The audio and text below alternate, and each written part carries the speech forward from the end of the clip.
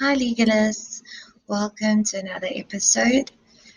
Today's video is going to be very interesting and very different from the last video in which I covered because we're going to be taking a different perspective. So remember in our last video we did mercy and insolvency, and really what I did in that video is we touched on the positive law aspects about a player in an insolvency situation going up to mercy, why mercy applies in that scenario, and then of course that the player comes down through the process of inertia back to the process of earth. Now on hindsight, that was if you look at my channel, it was a very Lady Justice type of approach to the topic.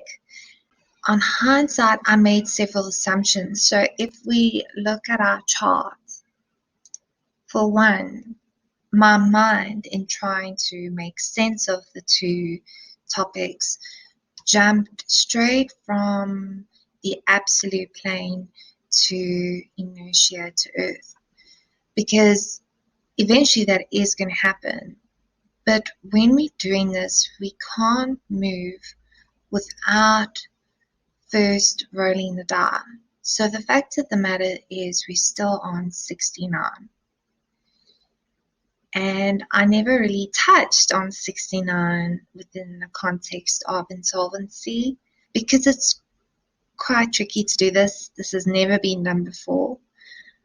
But I had a download, call it, and that's why I'm now doing this video, because I want to deal with mercy and the absolute plane. So, before I explain what the absolute plane is, I'm going to play a video for you guys, and let me just pull it up. Okay, it is a fractal Mandelbrot. Please, if you can, just sit down, relax. I'd like you to absorb yourself into this video and really feel it with your entire being. Just absorb it, because this is very important for our topic today, for you to understand these concepts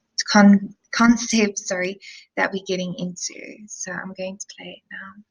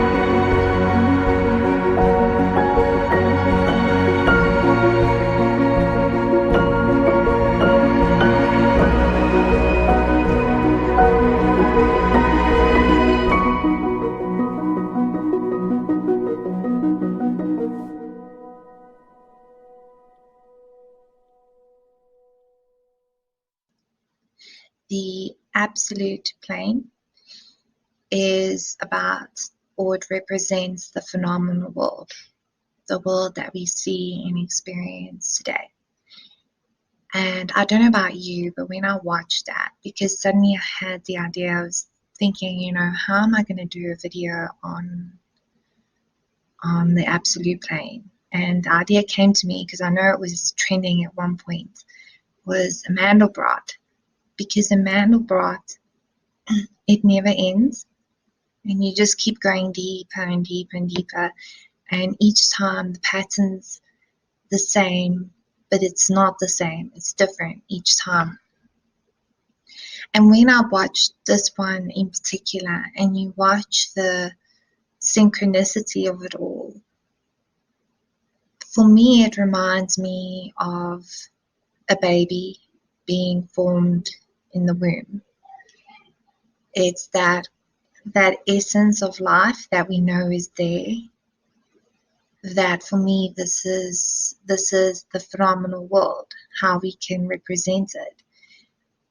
And I'm going to go into some articles now about fractals and the mathematics behind it and the structures behind it. But I thought this was a very powerful way to illustrate the absolute plane, which is, from a Hindu perspective, it's Brahman.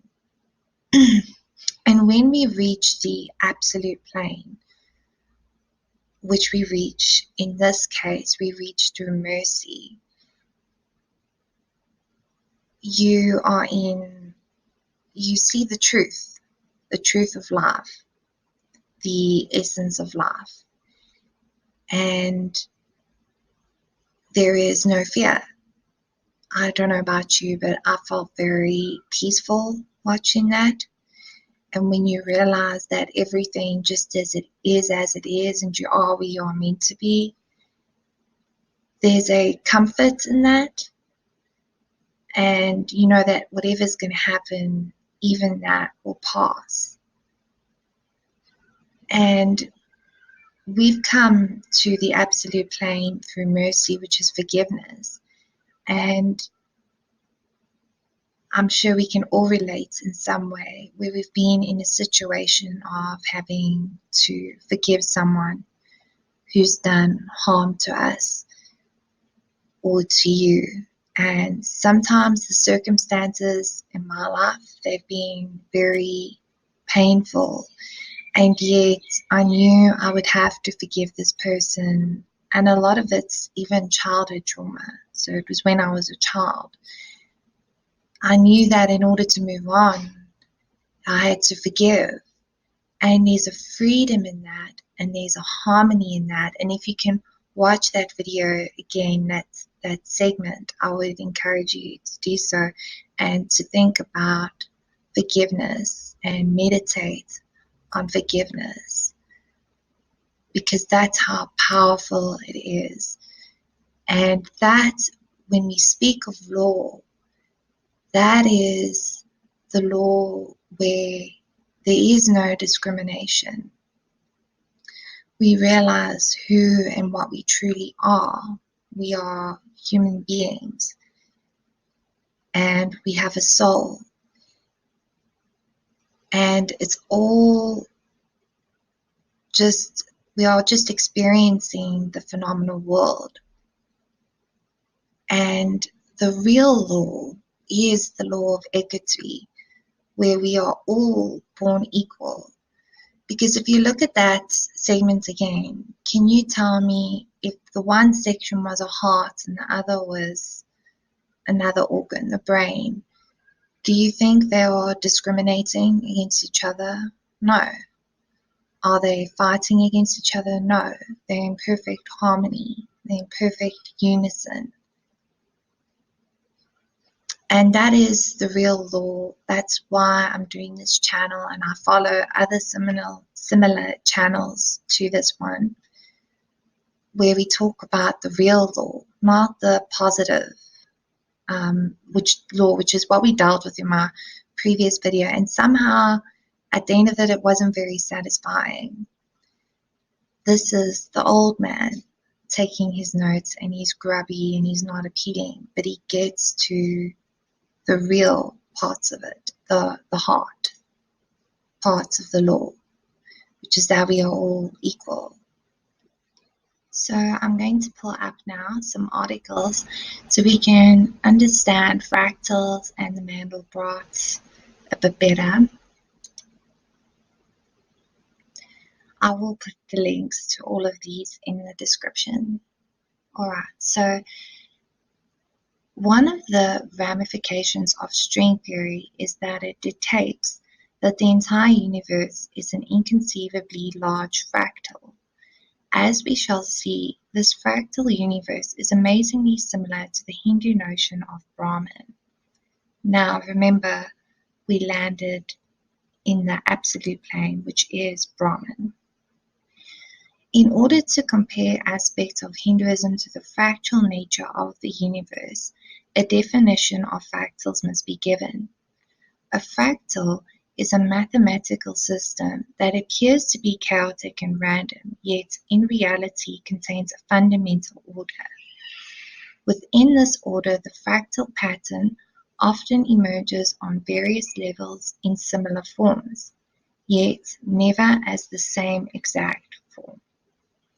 Weather, economics, ecology, even aspects of the human body have a fractal nature.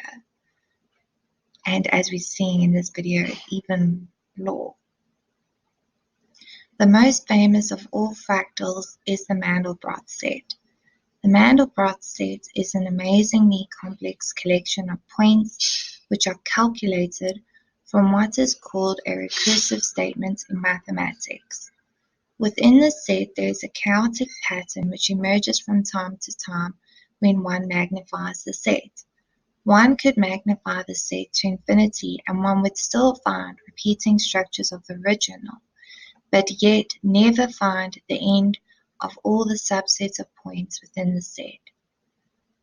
Every collection of points within the Mandelbrot set are connected to each other in a web that binds all the parts together. Yet this web is only visible after extreme magnification. And that is why if we look at this deeper and we do some soul searching and where we understand the need to forgive someone, it's because we are all connected. Let me just find my place. If the universe itself is a fractal such as this, then a number of interesting similarities begin to develop. Now that we have defined fractals and shown an example, let us give a definition of Brahman. In the Chandogya Upanishad, it is said that verily this whole world is Brahman. Tranquil, let one worship it as from which he came forth, as that into which he will be dissolved, as that in which he breathes.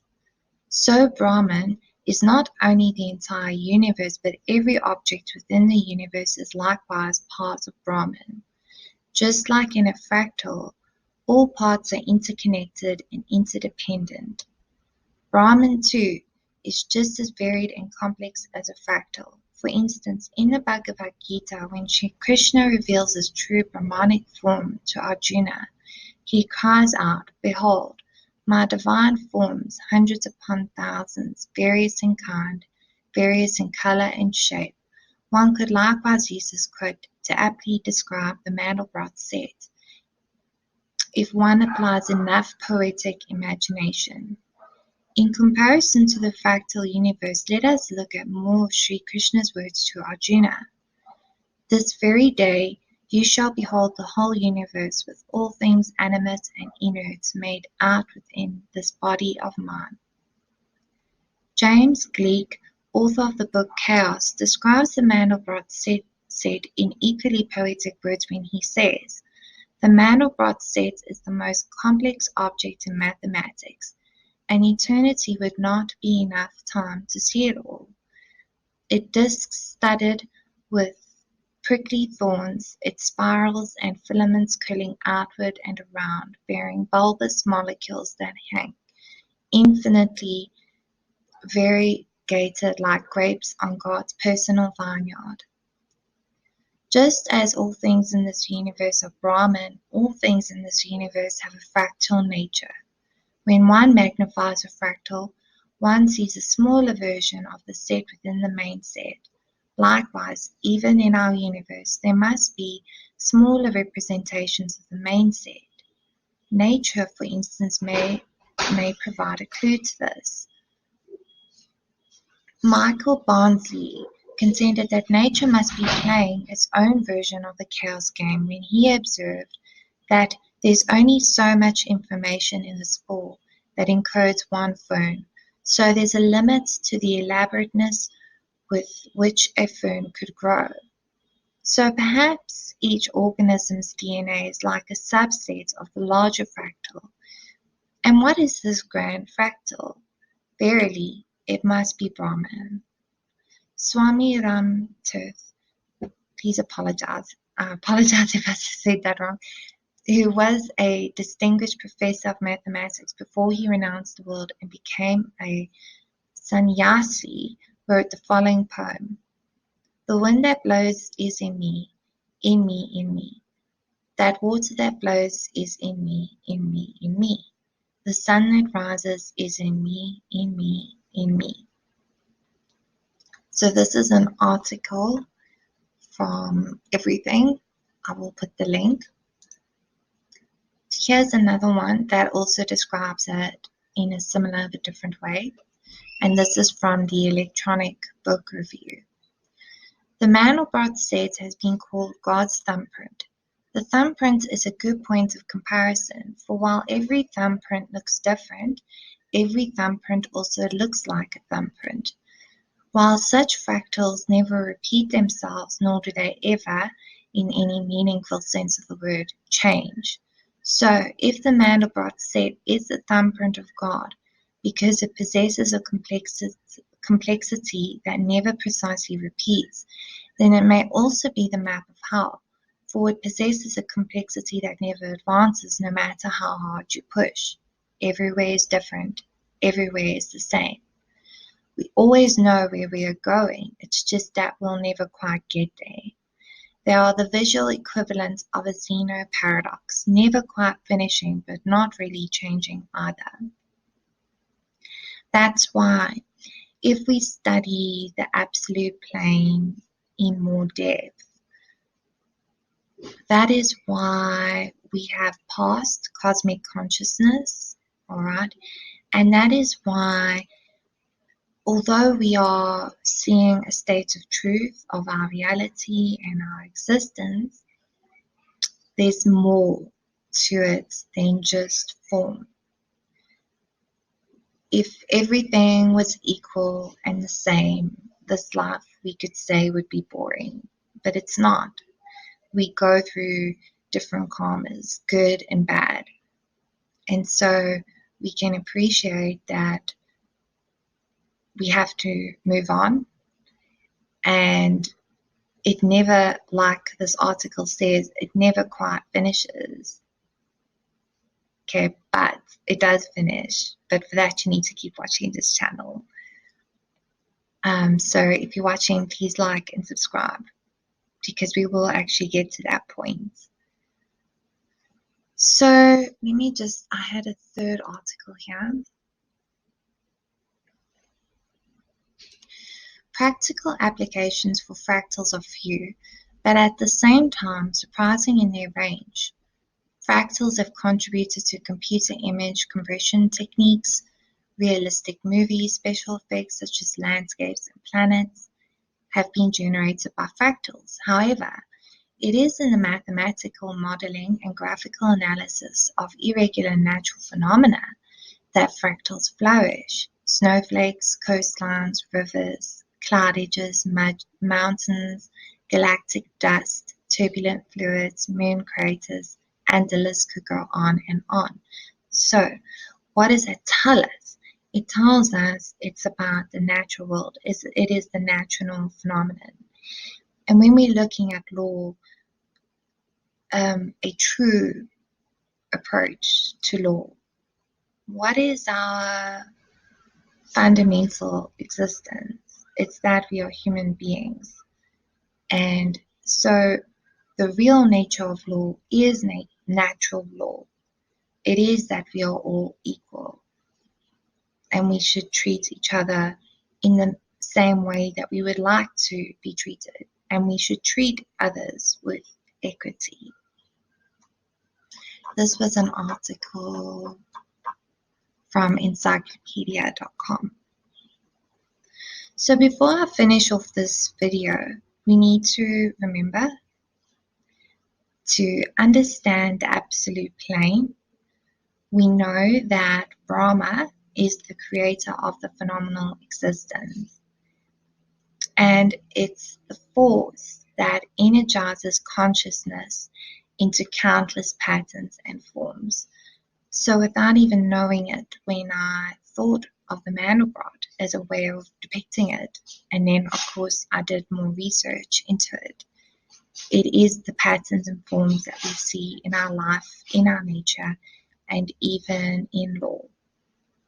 And so Brahma is the cosmic organizer. He's the creator of form, and there is a pattern and a harmony to it, as we can hopefully now, after watching this video, more appreciate.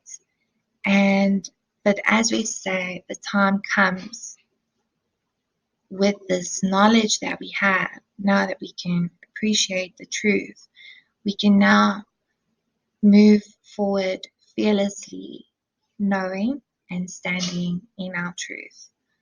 Whatever it is and wherever you may find yourself, know that you are a part of that, and that we are all interconnected and interdependent. And if you find yourself in need of having to forgive someone and you're carrying that burden, that pain, remember, I hope that you can remember these words and that they can be healing for you. I find that segments of the video extremely healing and comforting. That's it for today's video, guys. I hope you enjoyed it, and we'll chat soon. And of course, thank you for watching. Bye.